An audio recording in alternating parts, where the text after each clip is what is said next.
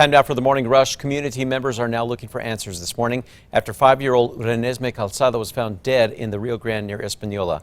Now, rescue crews discovered her body yesterday. Last night, hundreds gathered in the plaza in Española. Authorities say they still are not sure how the girl died, but they are calling her death suspicious. Connor. For tomorrow, we're expecting more thunderstorms across eastern New Mexico.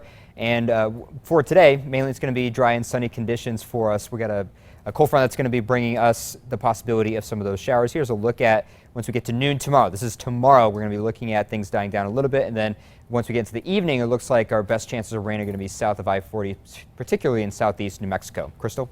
An Albuquerque group is planning to sue the city over its stray cat program. The city traps stray cats, fixing them so they don't breed and then releasing them where they were found. Marcy Britton says she's seen dozens of cats being dropped off and getting hit by cars. The city tells us the program is new and a work in progress. Top Democratic presidential contenders will square off in Houston, Texas tonight. Healthcare will likely be a main topic again, but candidates are also set to discuss gun violence. Tonight will be the first time that former Vice President Joe Biden and Senator Elizabeth Warren will face each other during the race for a debate. Now they are leading, tied at 26% in a new poll.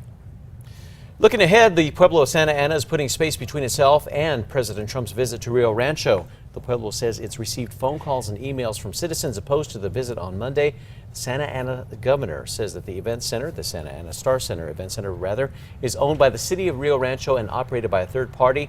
The Pueblo says it does not have a role in scheduling events. Supreme Court allowing nationwide enforcement for new asylum restrictions. A policy pushed through by the Trump administration is meant to deny asylum to anyone who passes through another country on the way to the U.S. without seeking protection there first. The rule now applies to New Mexico and Texas.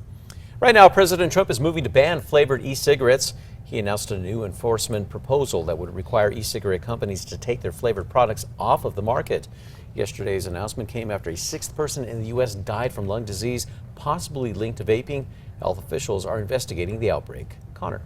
Got the Metro Threat Index for today at a 1, not a thing to worry about. Mild temperatures, especially what we've been dealing with lately, so we're talking mid to lower 80s between Rio Rancho and Albuquerque. Get out there and enjoy it. We start looking at some rain chances headed into the weekend. GM owners, listen up. There's a recall of nearly 3.5 million pickups and SUVs to fix a brake problem. The company says there's been more than 100 crashes and 13 injuries related to the issue. Recalled models include the Cadillac Escalade, GMC Yukon, and Chevrolet Silverado, along with Suburban and Tahoe made between 2014 and 2018. A new online program is up and running this morning, allowing people to settle debt cases out of court. The free service is through the state's online dispute resolution program. Now, people can handle debt-related lawsuits through a website instead of going before a judge. The parties can then exchange offers and negotiate a settlement, all online and without lawyers. GameStop announcing this week it plans to close around 200 stores. Executives have not yet said how many employees will be affected or which locations will shut their doors.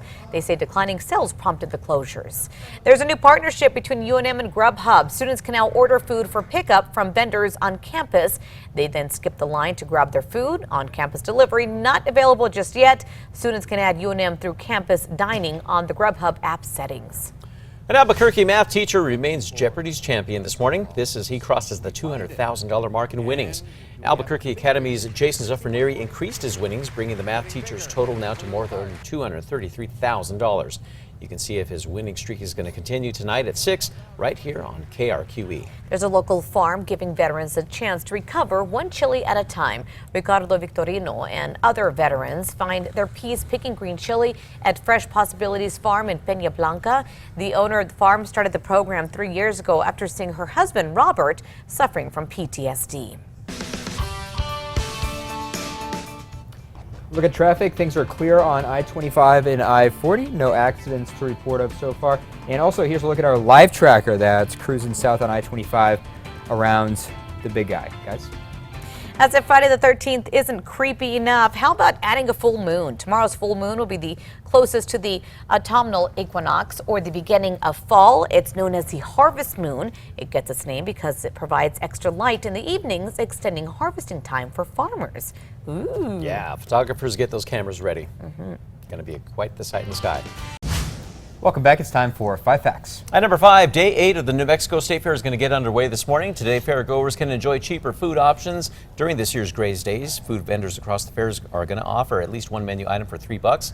And New Mexico United fans, you will have a chance to meet your favorite player. That's on Main Street at 1:30. On to number 4 now. UNM students will soon have another way to get food quickly from on-campus vendors. Thanks to a new partnership between UNM and Grubhub, students can now order food for pickup from vendors on campus, meaning they can skip the line to grab their food. Sunny skies and temperatures not too bad, up to 84 degrees for today, and we'll start looking at rain chances, particularly once we get to Sunday. At number 2, the Pueblo of Santa Ana is distancing itself from President Trump's visit to Rio Rancho. Now, so far, the Santa Ana governor states in a news release that the event center is owned by the city of Rio Rancho and operated by a third party. The Pueblo only has the naming rights to the event center and doesn't have a role in scheduling events. Number 1 now, questions still surrounding the disappearance and now death of 5-year-old Española girl Renesmee Calzada. As the investigation continues, the FBI says it's interviewed as many as 200 people so far, trying to find out more about what happened to her. Investigators recovered the 5-year-old's body yesterday in the Rio Grande near the Santa Clara Pueblo. FBI says they believe her death is suspicious. Last night, hundreds of people gathered in Española to mourn.